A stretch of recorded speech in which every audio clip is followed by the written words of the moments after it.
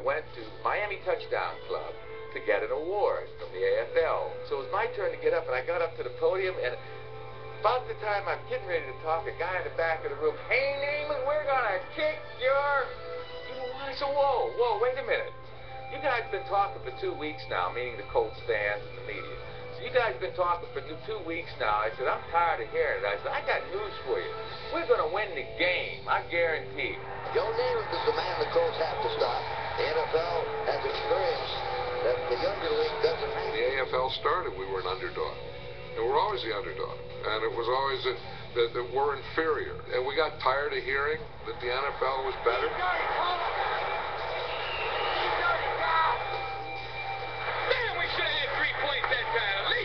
In those days, one thing I liked is when people walked into the stadium, they were either for the American Football League or the National Football League. There wasn't anything in between. Come on, Joe! There's a long bomb to style, and he's got it. Commissioner Rozelle said, you got to tell me something about the Jets. He said, I don't know anything about the Jets, other than Weep Eubank is the coach. Right, now make a game plan anyway. It's a game plan. Okay, let's make your game. Let's get on the board, baby! Let's get on the board! All alone is Jimmy Orr. They went down the middle of the hill, and it's intercepted. It was a very volatile time, and football was defined and had a course as a result of Super Bowl III.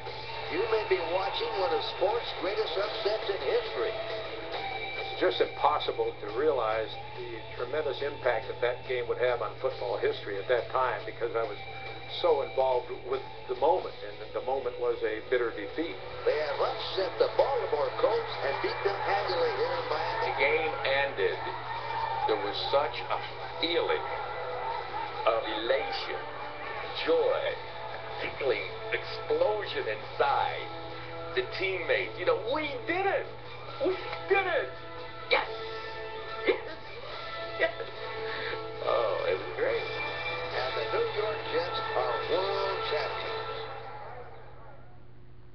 Hi, I'm Steve Sable. Super Bowl III, in addition to being one of the most shocking upsets in sports history, was also one of those rare games that historians look to as a turning point in the growth of the NFL.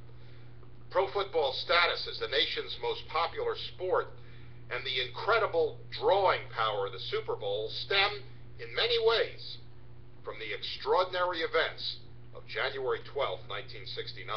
Now, this is not the first NFL film special about Super Bowl III, but it's certainly the most unique, because we're going to show you virtually every play from that Super Bowl exactly in the order in which they occurred. This idea is our response to the many fans who have written us and who want to review this game in its purest, unedited form.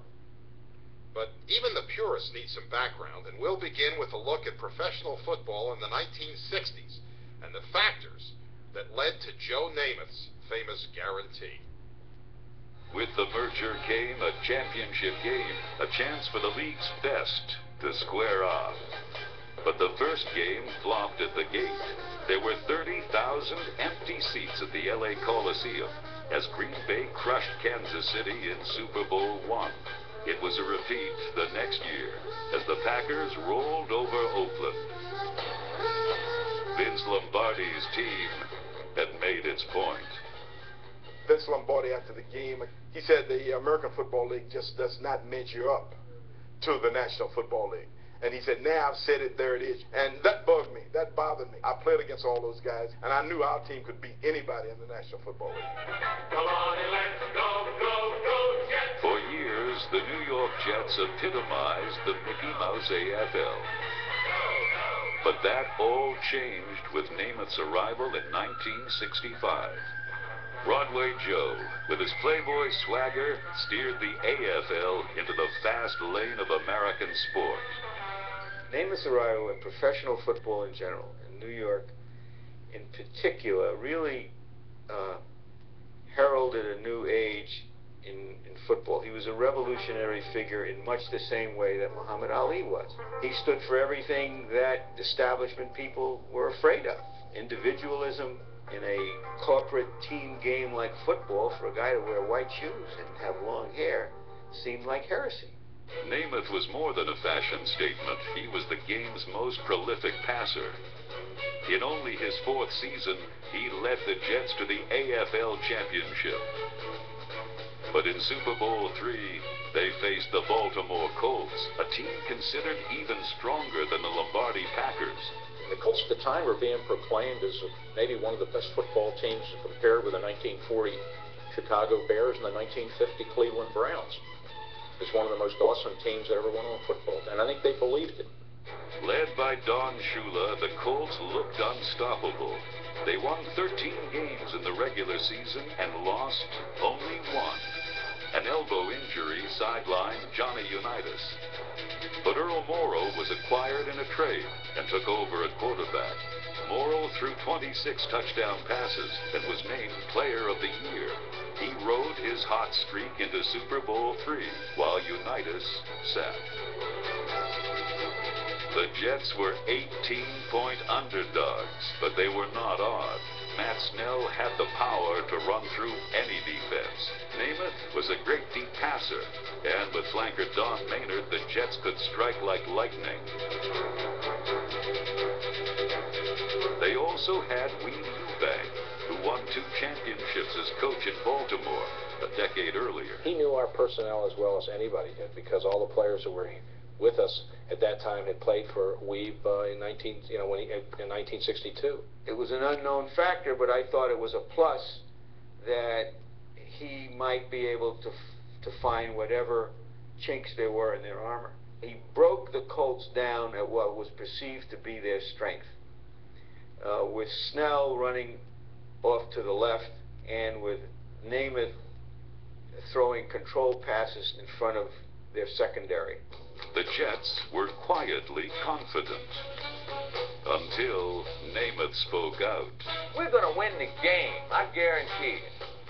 Well, when he got back to the hotel that night, he called me. He said, you know, I said something, and I think it's going to be in all the news, on the papers, TV, radio, and everything. So what the heck did you say? He said, well, I just told him, I guaranteed him that we were going to win. I said, man, you didn't do that, did you? He said, yes, I did. I did that. And sure as heck, the next day on TV and all the front page everywhere, Namath guarantees a win. I said, well, we're going to win, aren't we? I said, yeah, you're right, we're going to win, but you shouldn't have said that. I called him right away. I said, Joe, I asked you not to do this. He just said, that's the way I felt. He says, it's your fault. You got us believing it. And I really believed we were going to win the game. We're riding to practice. Babe Pirelli, Bill Mathis, big boy Pete Lamons, our tight end, and myself, after a film session one morning, we're riding out to practice, and big boy Pete chuckled. He said, hey, y'all, we don't stop looking at those films, we're going to get overconfident. And we all laughed, giggle, giggle, chuckle, chuckle. But there was that underlying confidence we all had, from our tight end to Vito to Mathis. You know, we felt confident, pretty darn confident, that we were going to win the game. And he had nothing to lose when he shot his mouth off and said, hey, we're number 1, we're going to beat them.